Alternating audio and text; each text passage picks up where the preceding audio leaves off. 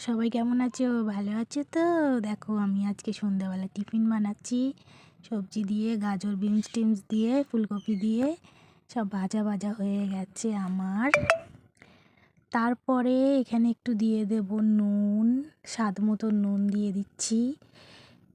অনেকটা চিড়ে যেহেতু আছে, দেশের চিড়ে, তো দেখো নুন দিয়ে দিলাম আমি। আর এর মধ্যে হালকা অল্প একটু সামান্য হলুদ দিয়ে দিলাম। এটা দিয়ে ভালো করে ভাজা করছি, মানে সবজিগুলো ভাজা হয়ে গেছে। এবার আমি এই চিড়েটা দিয়ে দেবো। দেখো দেশের চিড়ে, এটা সকালে ধোয়া হয়েছিল, ধুয়ে ফ্রিজে রাখা হয়েছিল, পুরো ঝরঝরে হয়ে গেছে।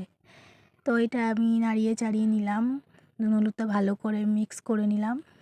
তো এবারে আমি দিয়ে দেবো এর মধ্যে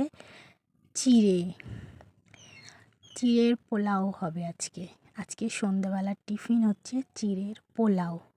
তোমরা কে কে খেতে ভালোবাসো অবশ্যই কমেন্ট করে জানিও।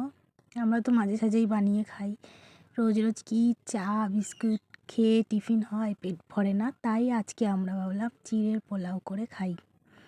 কারি পাতা দেওয়া আছে, কারি পাতার গন্ধটা খুব ভালো লাগে। আর চিড়ের পোলাও খেলে পেটটাও ভারী থাকে অনেকক্ষণ। তো দেখো আমার চিড়ের পোলাও হয়ে এসছে। এর মধ্যে আমি দিয়ে দেবো একটু চিনি দিয়ে দিলাম 1 চামচ, একটু মিষ্টি মিষ্টিও লাগবে। তো দেখো রেডি আমার চিড়ের পোলাও। কেমন লাগছে বলো?